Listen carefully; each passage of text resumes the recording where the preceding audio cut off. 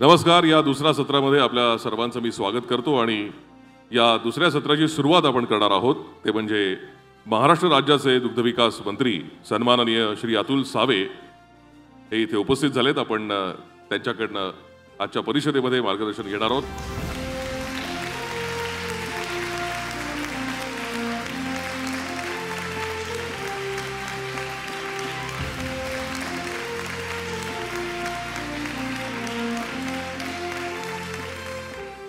TV 9च्या वतीने आयोजित केलेल्या आजच्या महाराष्ट्राचा महासंकल्प शेतीतून समृद्धीकडे या विषयावर ॲक्च्युली चर्चासत्र होतं, पण थोडासा कार्यक्रम डिले होत गेल्यामुळे मला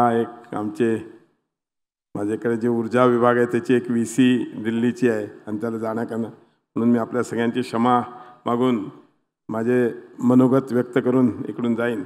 पण या कार्यक्रमाला उपस्थित असलेले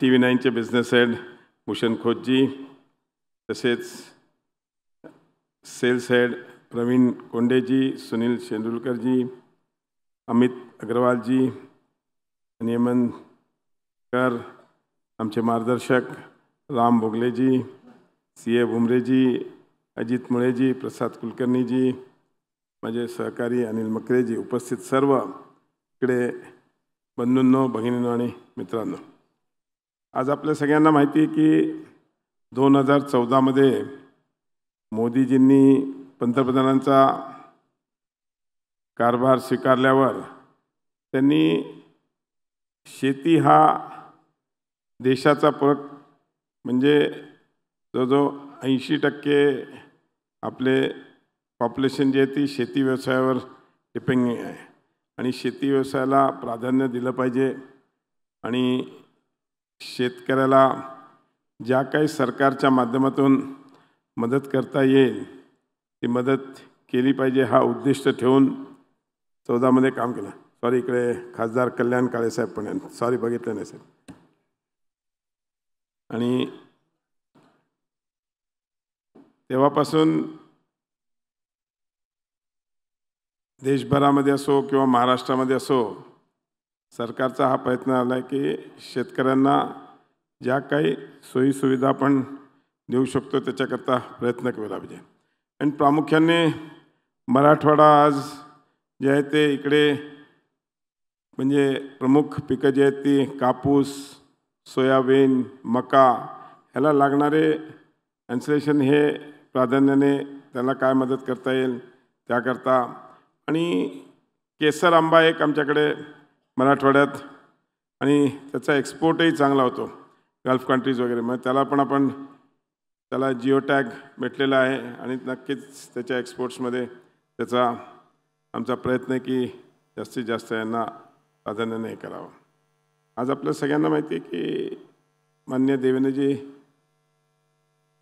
फडणवीस साहेब ज्या मुख्यमंत्री झाले त्यांनी शेततळं हा प्राधान्याने, कारण की त्यांच्याही लक्षात आलं की महाराष्ट्रामध्ये म्हणजे मला पॉलिटिकल क्रिटिसायझेशन नाही करायचं, पण पाण्याची जेवढी व्यवस्था शेतीसाठी व्हायला पाहिजे तेवढी झाली नव्हती. आता पुढे कामं चालू आहेत, नदी जोड प्रोजेक्ट चालू आहे, वॉटर ग्रेड प्रोजेक्ट चालू आहेत, ज्या माध्यमातून हे सगळे होणार आहेत. पण त्याच्यामुळे शेततळं मागेल त्याला शेततळं आणि या पद्धतीने प्रत्येक ठिकाणी शेततळे तुम्ही बघाल, जर विमानातून प्रवास केला तर आपल्याला प्रत्येक शेतामध्ये एक एक शेततळं उभं, काही ठिकाणी तर 2-2 आहेत, 3-3 आहेत. या माध्यमातून प्रत्येक शेतकऱ्याला शेतीला पूरक लागणारं पाणी प्रत्येकाला मिळावं या उद्देशातूनच त्यांना आम्ही प्रयत्न करतो की प्रत्येक शेतकऱ्याला.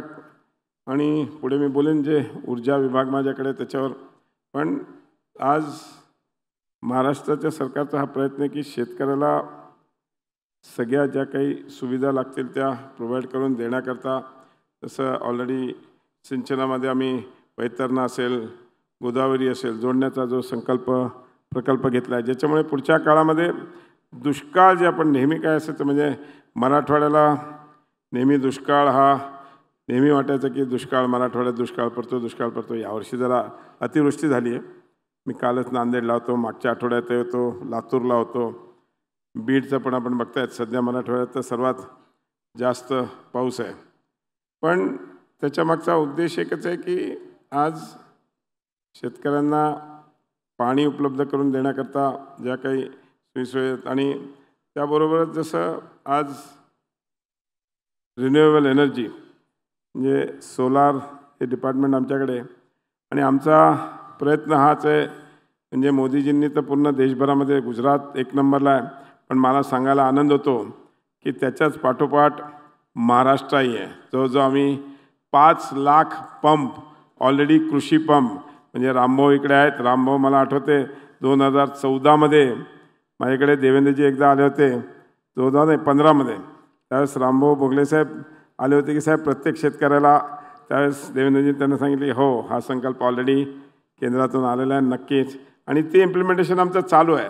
आज जवळजवळ आम्ही 5 लाख शेतकऱ्यांना ऑलरेडी सोलार पंप, कारण काय असते शेतकऱ्याला नाही तर मग काय वीज रात्रीच मिळायची आणि रात्री मिळाली की त्याच्यातही अनेक ठिकाणी अडचणी यायच्या. शेतकऱ्यांना रात्रभर जागावं लागायचं, सकाळी 5 वाजता कुठे पंप चालू करा हे करा. पण आता सरकारच्या माध्यमातून प्रत्येक शेतकऱ्याला सोलार पंप म्हणजे सोलारवर चालणारा पंप ज्या माध्यमातून ते दिवसभर शेतीला पाणी देऊ शकतील. त्या शेतीच्या पाण्यातून त्यांना आज जे नाही तर अनेक शेतकऱ्यांना दिवसा वीजच मिळत नव्हती, वीज मिळायला अडचणी होत्या, कनेक्शन मिळायला अडचणी होत्या. आता त्या कुठल्याही अडचणी सरकारने हा प्रयत्न केला आहे की प्रत्येकाने आमचा संकल्प आहे की पुढच्या अजून 2 वर्षात अजून 5 लाख पंप म्हणजे 10 लाख पंप या महाराष्ट्रामध्ये प्रत्येक शेतकऱ्याच्या शेतीमध्ये तो पंप लागला पाहिजे, ज्या पंपातून तिकडे त्याला वीज मिळाली पाहिजे. 7.5 HP देतोय. आता आम्ही अजून एक त्याच्यामध्ये हे करतोय. आज त्याचीच VC आता आमची.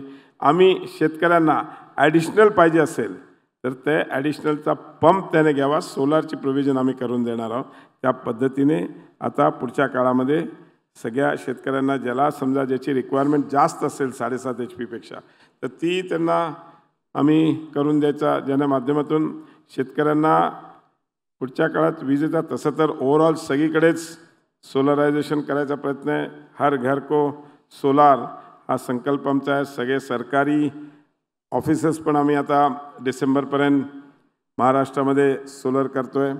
ऑलरेडी DPCमधून त्याला निधी उपलब्ध करून देऊन सगळे शासकीय कार्यालय तसंच प्रत्येक शेतकऱ्याच्या घरी सोलार असावा आणि त्या सोलारच्या माध्यमातून त्याला शेतीसाठी लागणारे जे पाणी असेल किंवा जे काही असेल त्या सगळ्या जोडधंदा करण्यासाठी पण जी काही पॉवरचा त्यांचं रिक्वायरमेंट असेल ती सगळी त्यांना मिळावी हा त्याच्या मागचा उद्देश आहे. आज आपल्याला सगळ्यांना माहिती आहे ते महाराष्ट्र शासनाने जागतिक बँकेच्या सहाय्याने नानासाहेब कृषी योजना राबवली आहे. यात शेतीतून रोजगार निर्माण झाला असून त्या योजनेतून शेततळे, शेडनेट, ग्रीन हाऊस, ठिबक, तुषार व शेतीतील पाईपलाईन करण्यासाठी अर्थसहाय्य दिलं जाते.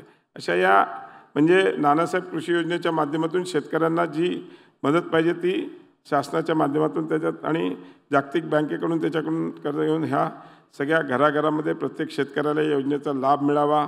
तसंच शेतीला जोडून धंदा डेअरी हा पण एक आहे, त्यासाठी पण आम्ही प्राधान्याने MPAGPच्या माध्यमातून अर्थसहाय्य देऊन त्यांना मदत करतो आहे. असे अनेक आहेत जे गोष्टी आज महाराष्ट्राच्या सरकारने करायचं. आज बिडकीनमध्ये आम्ही फूड पार्क तिकडे तयार केलेलं आहे, ज्या माध्यमातून शेती रिलेटेड जे प्रॉडक्ट्स आपण एक्सपोर्ट करू शकतो त्यासाठी तिकडे फूड पार्क तयार केला आहे. केंद्र शासनाच्या माध्यमातून त्याला निधी उपलब्ध करून दिलेला आहे, ज्या माध्यमातून तिकडे येणाऱ्या काळामध्ये ज्याला कोणाला आपल्याला एक्सपोर्ट्स करायचे असतील त्यासाठी तिकडून त्याला सहाय्यता मिळेल. या सगळ्या गोष्टी आहे. तसेच अनेक गोष्टी आहेत. आज हिंगोली आहे, हिंगोलीमध्ये आम्ही हळदी हब त्याच पद्धतीने आता नांदेडलाही काल मी होतो, मागच्या आठवड्यात ज्यावेळेस गेलो होतो त्यावेळेस तिकडे पण हळदीचा मोठं प्रोडक्शन आहे. त्या तिकडे हळद म्हणजे क्लस्टर आम्ही तयार करतो आहे, ज्या माध्यमातून तिकडून आज हळद ही मोठ्या प्रमाणात जगामध्ये एक्सपोर्ट होते आणि त्याच्यातले काही सेंटर्स जे आहेत ते हिंगोली आहे, आमच्या इकडे छत्रपती संभाजीनगर जिल्ह्यामध्ये कन्नड एक ठिकाण आहे जिकडून त्या अशा ठिकाणी तिकडे आम्ही हळदीचे हब तयार करून क्लस्टर तयार करून त्या माध्यमातून त्यांना जी मदत लागेल ते हे एक्सपोर्ट करण्याकरता, कारण की जागतिक पातळीवर हळदीची रिक्वायरमेंट खूप आहे आणि ती एक्सपोर्ट ती आम्हाला आनंद आहे की मराठवाड्यातून ती महाराष्ट्रातून आपल्या जास्त होते त्या प्रमाणावर आणि त्याच्यासाठी जी काय मदत लागते. आणि नक्कीच आज जो समृद्धी महामार्ग तयार झालेला आहे त्याचा उपयोग होतो आहे. आज शेतीच्या मालाला मुंबईला पोचवण्याकरता JNPTमध्ये एक्सपोर्ट करण्याकरता या अनेक या समृद्धी महामार्गाचा आणि ह्याला पण आता कनेक्टिव्हिटी आहे, मग शक्तिपीठ आहे, असे हे ह्याच्या मागचा उद्देश एकच आहे की शेतकऱ्याला त्याच्या मालाला प्राधान्याने लवकर जर तो मार्केटमध्ये पोचला तर त्याला जी काही त्याला मदत लागते. म्हणजे समृद्धी महामार्गाचं तर तुम्ही बघाल तर सकाळच्या वेळेस पहाटेच्या वेळेस पूर्वीच्या गाड्या आता त्या समृद्धी म्हणजे जालना असेल, संभाजीनगर असेल, लासूर असेल, नाशिक असेल, या सगळ्या समृद्धी मार्गाने आज मुंबईकडे जातात. पुढच्या काळामध्ये JNPTला कनेक्टिंग होणार आहे. त्याचप्रमाणे वाढवण बंदर जे आहे त्या वाढवण बंदरला पण कनेक्टिव्हिटी आपण समृद्धीवरून करतो, ज्याच्या माध्यमातून पुढच्या काळामध्ये शेतीच्या मालाला प्राधान्य देऊन एक्सपोर्ट मार्केटसाठी जे काय आत्ताच एक आमच्या ताई मला भेटल्या गंगापूरच्या, त्यांनी हनी तयार करतात त्यांनी हनी मी म्हटलं ताई याच्यात आता एक्सपोर्टवर जास्त काम करा, कारण की एक्सपोर्टसाठी खूप प्राधान्याने सरकार मदत करते आणि सरकारचा प्रयत्न हा आहे की ज्या एक्सपोर्टला तुम्ही मोदीजींचं पण भाषण कालचं ऐकलं असेल तर स्वदेशी तर त्यांनी म्हटले आणि आपला माल परदेशात कसा आपण पाठवू शकू त्याकरता आपण सगळ्यांनी प्रयत्न केला पाहिजे. आज लवकरच नागपूर टू गोवा शक्तिपीठ पण होणार आहे, ज्याच्यामुळे मराठवाडा पूर्ण कनेक्ट होणार आहे. मी जरा मराठवाड्यावर जास्त बोलतो कारण की नेतृत्व मराठवाड्याचं करत असल्यामुळे संभाजीनगर तुम्ही म्हणाल तुम्ही पण आमचं सरकार हा प्रयत्न करते की शेतकऱ्याला प्राधान्य. मी जसं सांगितलं सोलारच्या माध्यमातून आम्ही 5 लाख पंप दिले, अजून 5 लाख पंप देतोय.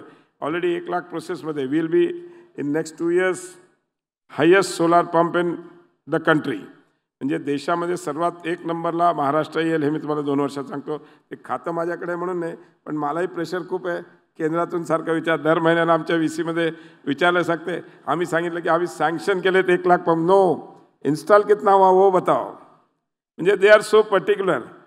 प्रहलाद जोशी जे आमचे मंत्री आहेत ते एकदम इज व्हेरी पर्टिक्युलर की आपने इंस्टॉलेशन कितना हो गया, आपने पंप इश्यू किया वो मत बताओ.